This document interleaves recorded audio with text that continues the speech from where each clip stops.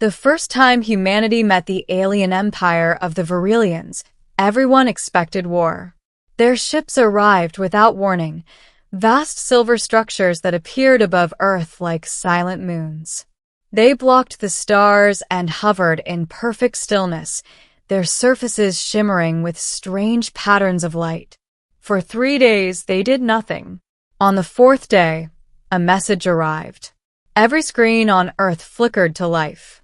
Phones, televisions, billboards, and satellites all displayed the same image: a tall alien woman with glowing blue skin and eyes like liquid silver.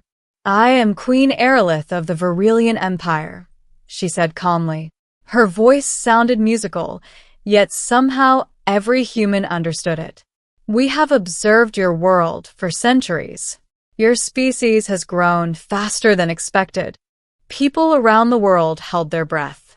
Today, we come not as conquerors but as judges." Those words terrified everyone. The Queen continued. "The Varillian Empire spans thousands of systems. My daughter, Princess Lithera, must soon choose her life partner.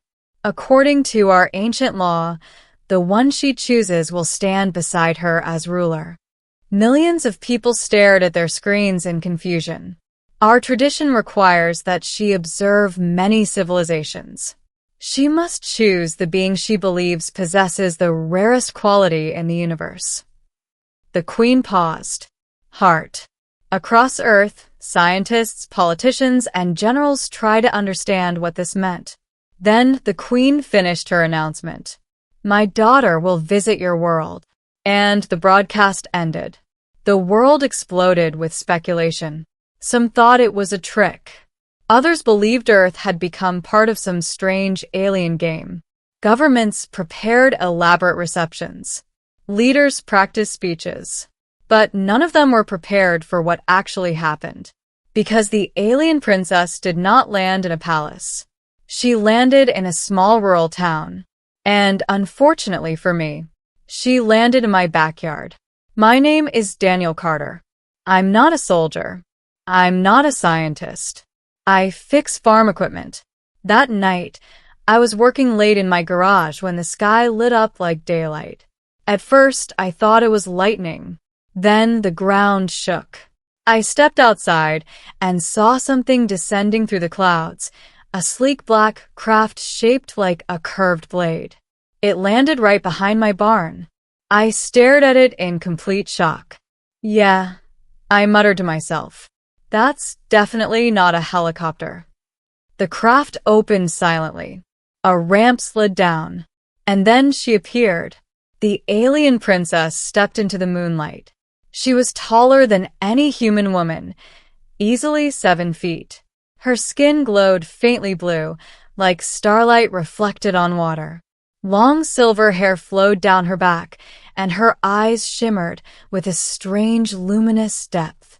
She looked both beautiful and terrifying. For a moment we just stared at each other. Then she spoke. "Greetings, human." Her voice sounded calm, curious. "I am Princess Lithera of the Varillian Empire." I blinked. "Hi." She tilted her head slightly. "You appeared surprised." "Yeah," I said. "You landed in my backyard." She looked around. "Yes, that appears to be correct." I rubbed my face. Okay, either I'm dreaming, or the alien princess just parked her spaceship next to my tractor. She watched me carefully, as if studying every reaction. Then she asked something strange. "Human Daniel, are you afraid of me?" I thought about it. "A little," I admitted. "Yet you remain calm." "Well," I shrugged, "running probably wouldn't help." For the first time, the princess smiled. Over the next few hours, we talked. Apparently, she had studied thousands of human cultures. But observation wasn't enough. According to her tradition, she had to interact directly with individuals. She had visited several major cities already, meeting politicians, billionaires, and famous leaders. But something had disappointed her. "They all wish to impress me," she said quietly, as we sat on the tailgate of my truck. That sounds normal. They spoke of power, wealth, influence. Her glowing eyes turned toward me. None spoke honestly. I scratched the back of my head. Well, humans do that sometimes. She studied me again. You did not attempt to impress me. Look, I said, I'm wearing work boots and grease stains. Impressing alien royalty wasn't exactly on tonight's schedule. That made her laugh. A soft musical sound. I find you refreshing. Over the next few days, she kept visiting. Her ship stayed hidden near the farm while governments desperately searched for her. Meanwhile, the alien princess spent time doing the most ordinary things imaginable. She helped me repair a tractor. She watched the sunrise over the fields. She asked endless questions about humans. Why do humans create music? Because it feels good. Why do humans care for animals not used for food? Because we like them. Why do humans help strangers? I shrugged. Because it's the right thing to do. She seemed fascinated by that answer. One evening, we sat under the stars. Lithra looked up at the sky thoughtfully. My empire rules thousands of worlds, she said. That's a lot. Yes. But many species under our rule have forgotten something. What? She turned to me. Kindness without reward. I didn't know what to say to that. After a moment, she asked quietly, Daniel, if you were offered immense power, would you take it? I laughed. I can barely handle fixing tractors. I'd probably mess up an empire. But she didn't laugh. She simply watched me. A week later, everything changed. The sky filled with alien ships again. But this time, they weren't just watching. They were gathering. News channels around the world reported the same thing. The Queen was coming to Earth. And, with her, the final decision. An enormous Virilian vessel descended near the United Nations headquarters. Leaders from every nation gathered there. I only found out what was happening when Lithra showed up at my house again. Daniel, she said, the choosing ceremony is today. Oh, I said awkwardly. That's big. Yes. She hesitated. Would you come with me? I stared at her. To the alien royal ceremony? Yes. I don't even own a suit. That is acceptable.